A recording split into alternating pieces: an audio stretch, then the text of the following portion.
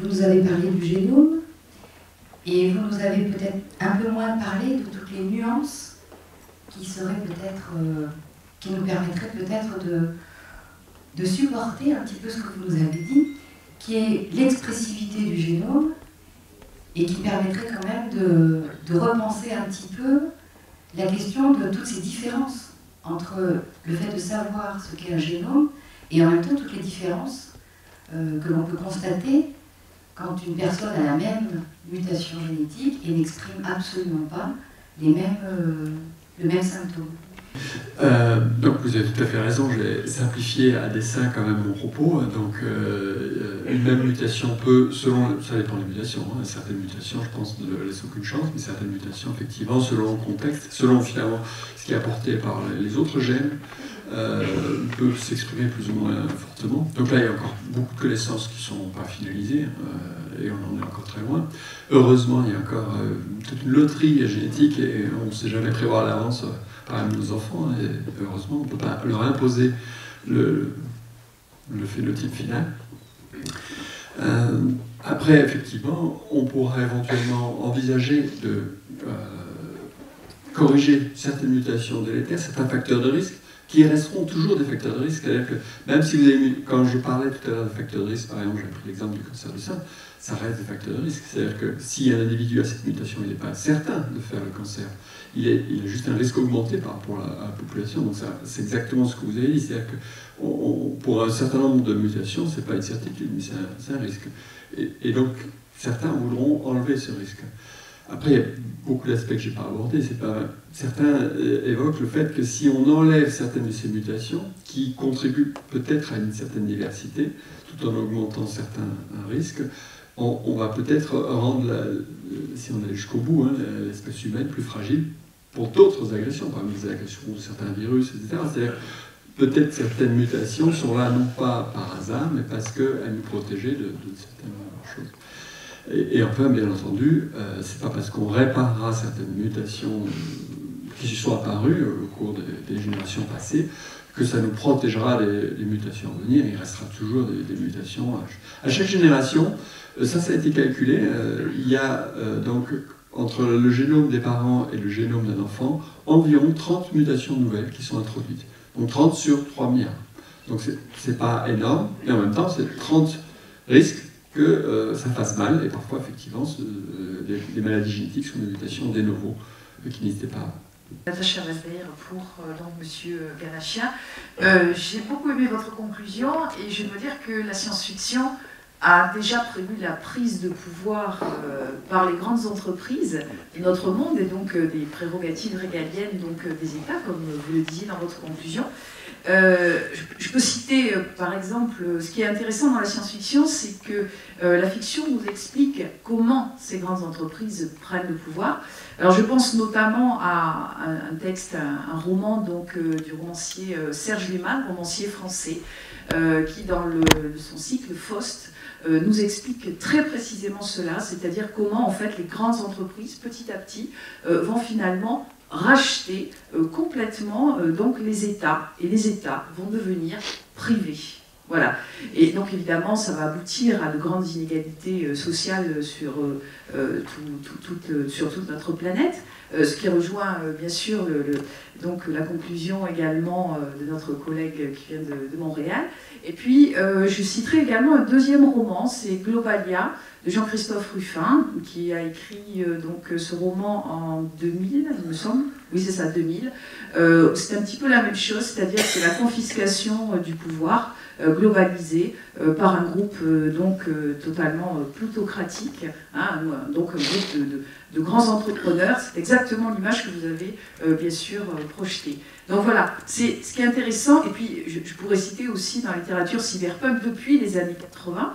Dans Blade Runner par exemple, il y a la Tyrell Corporation qui s'occupe bien sûr des androïdes, de la création des androïdes et de l'intelligence artificielle, et qui en même temps évidemment est l'entreprise la plus puissante du monde. Et je crois que votre dernière remarque, en fait, c'est pas de l'intelligence artificielle dont on doit avoir peur, c'est plutôt des grandes entreprises qui justement essaient de créer cette intelligence artificielle, du moins nous font croire. Ce n'est pas de l'intelligence artificielle en tant que telle dont on doit avoir peur, ce que on veut faire. Mais alors, ce qui est intéressant, c'est qu'on change la notion même d'intelligence artificielle pour lui donner un sens complètement différent.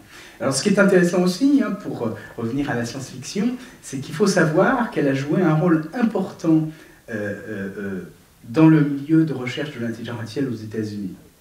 Parce que tous ces gens que j'ai mentionnés, hein, j'ai parlé de Minsky, mais c'est vrai aussi de McCarthy, et c'est vrai de beaucoup, sont nourris de science-fiction. Et en même temps, ils ont une culture et un recul qui font qu'ils distinguent très très bien les deux choses. Et puis d'un autre côté, les spécialistes de science-fiction aux États-Unis, lorsqu'ils font, en tout cas les cinéastes, lorsqu'ils font des films, vont visiter les laboratoires de science-fiction. Et on a un très bon état des recherches en cours en allant voir les films de science-fiction. Si vous faites, et de ce point de vue-là, c'est extrêmement important. Et puis ça a continué, et on a affaire avec des gens comme Kurzweil, hein, qui sont l'un des théoriciens de la singularité. Je ne sais pas si on peut parler de théorie d'ailleurs, hein, parce que ils ont des propagandistes de la singularité.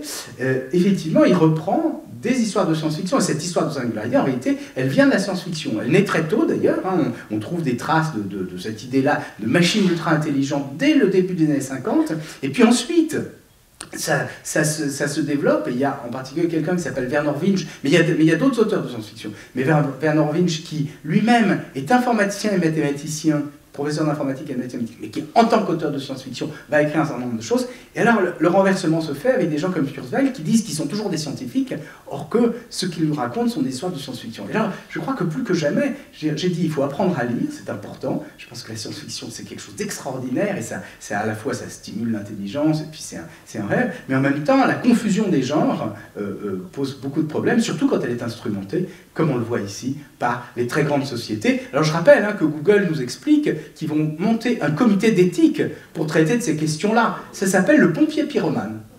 Le tableau est très inquiétant. À un moment où les grandes idéologies se sont effondrées, à un moment où les religions se crispent sur le dogme, où Google & Co. prend possession du monde, vous avez évoqué le terme de résistance, de revenir à l'esprit de Rabelais, cette fameuse formule « science sans conscience n'est que ruine », etc. Comment organiser la résistance? Est-ce qu'il faudra faire comme dans Fahrenheit, aller dans les forêts avec une mémoire qui ne serait pas électrique, mais biologique, et se réciter pour retenir l'information en résistance, réciter pour mémoriser les éléments essentiels qui font que notre vie a été ce qu'elle a été. Comment organiser la résistance? Je crois que ça n'est plus aujourd'hui l'accès à l'information qui pose problème, puisque nous avons tout et nous aurons tout, mais en revanche, c'est la disponibilité d'esprit pour être capable d'essayer de l'interpréter et de lui donner sens. Et ça, je crois que c'est vraiment tout à fait essentiel. C'est pour ça que je travaille sur les humanités numériques, je pense qu'on a des outils, et je crois que c'est un défi tout à fait exaltant pour le futur. Mais je crois même que dans le domaine qui est le mien, celui de l'intelligence artificielle, je suis très surpris de voir que les jeunes gens ne regardent pas les écrits des pairs. Et pourtant, ça n'est pas très vieux. Hein. Si on lit Wiener, si on lit Turing, hein, on retient énormément d'enseignements parce qu'ils se sont posés énormément de questions. Et je crois pour éviter justement d'avoir la vue éblouie par le feu de la nouveauté qui change sans cesse, il y a cette reprendre du temps, hein, et essayer de fixer son attention, parce qu'on a affaire effectivement aujourd'hui à un monde dans lequel on tend à avoir l'attention toujours distraite de plus en plus. Et Rosa Aguilera, artiste de spectacle vivant, j'ai une question pour Nicolas Yavedek. Et c'est une question un peu relative à la même sujet, sur comment créer conscience dans le public, dans mon cas. Donc, sur la question du corps comme un capital et de la liberté morphologique. Et parce qu'aujourd'hui, on trouve une société prosthétisée, une société très préoccupée pour l'image.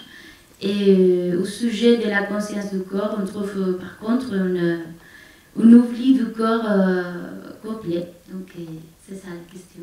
C'est finalement toujours par le débat démocratique qu'on peut poser finalement des réflexions collectives, parce que c'est toujours politiquement, selon moi, qu'il faut ici réfléchir, socialement, politiquement, mais y compris sur la question du corps, ici, je n'aurai pas de réponse vraiment précise, mais c'est toujours par le débat démocratique, finalement, qu'on peut... Il n'y a pas de décision ou de solution qui viendront du haut, je pense. C'est toujours vraiment à une échelle de discussion, comme il participe vraiment à cet événement, je crois.